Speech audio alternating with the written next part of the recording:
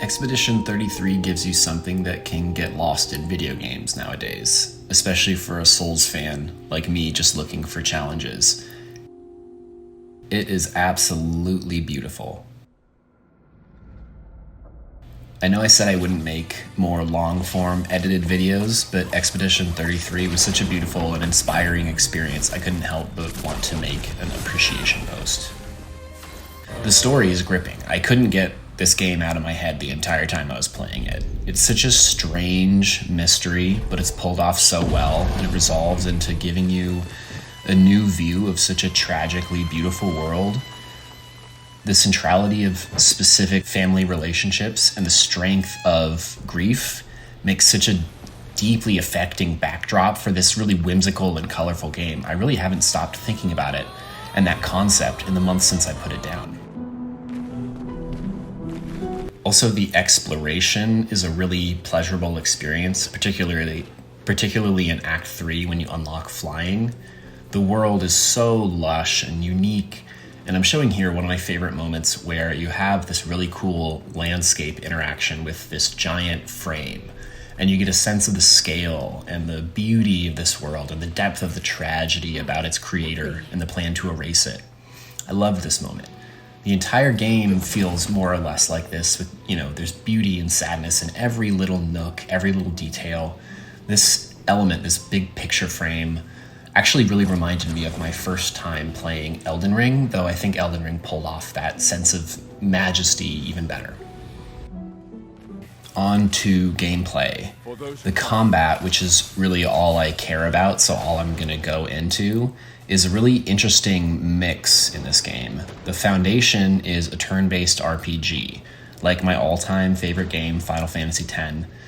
But there are offensive and, more importantly, defensive QTE or real-time reaction elements involved. The defensive QTE, I think, is the core of this game. It's where I focused the most on my playthrough. It made it feel like a Souls-like for me, because you can really just get good and never get hit and win despite being kind of underleveled and clearly outmatched, and that is so much fun. I've never had another game, not even a Souls game, where my boss fights were stretching out to 20, 30 minutes and I loved it this much. Just pure lock-in nirvana.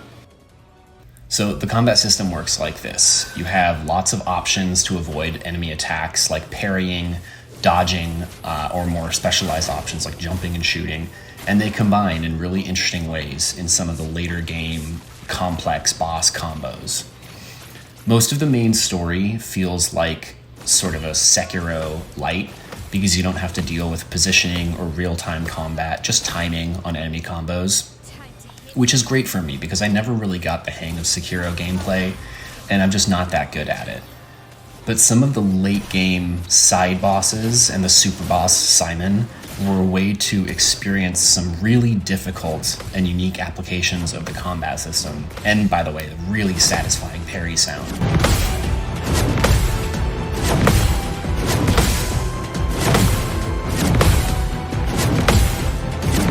With sort of like Training Wheel.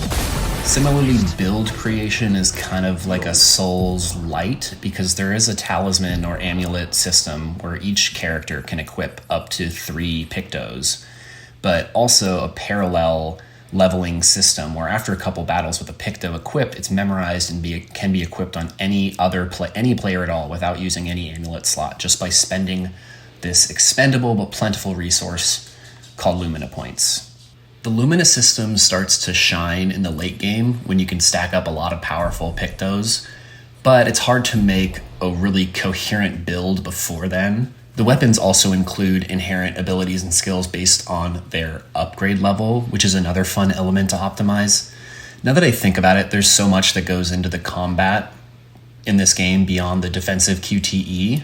Like, each playable character has their own unique power-up system, and they're all pretty coherent except CL, who I can't figure out for the life of me. And each character can equip up to 6 skills from a huge variety of skills that you can unlock in the traditional leveling up system.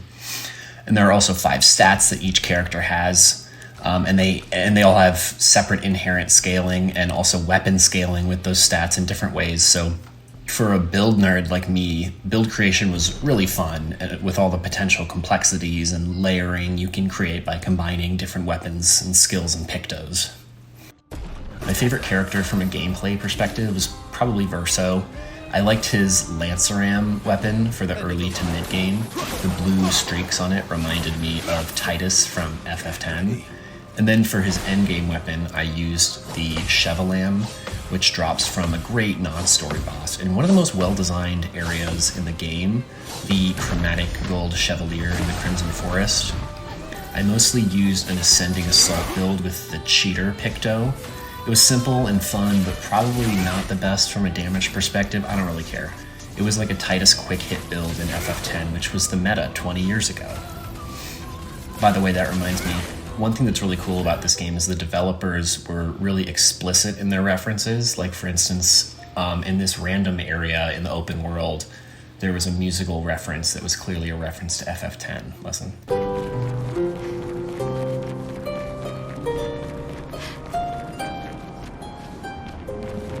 I love that, and there's references throughout the game like that to other games. So anyway, the most important question. The Dueliste rematch on the Flying Manor was actually my favorite fight in the game. I love the Dueliste's look. I wasn't really prepared for the first fight in the Forgotten Battlefield, and this elevated moveset in this fight was just so cool. I had so much fun learning his moveset, testing out all the new gradient attacks my characters are starting to learn. I was clearly way underleveled. I just stuck toe-to-toe with him for 20 minutes until inevitably I came out on top. I mean, what else is gaming for, right? On Simon, I know he's the face of the game now. His fight is so difficult.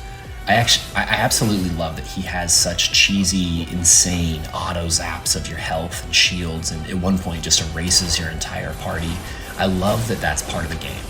It's so cool that a game can feel like it's successfully breaking its own rules. You almost want to like inspect your hardware to make sure something isn't glitching out that's letting Simon just wipe you out. That's awesome. They broke their own game. He's just too insane, so you have to be insane back. I fought him for a few days, parried every combo in every phase like many times, just never got all of them in a row enough times to get a truly reasonable damage, no cheese win against him.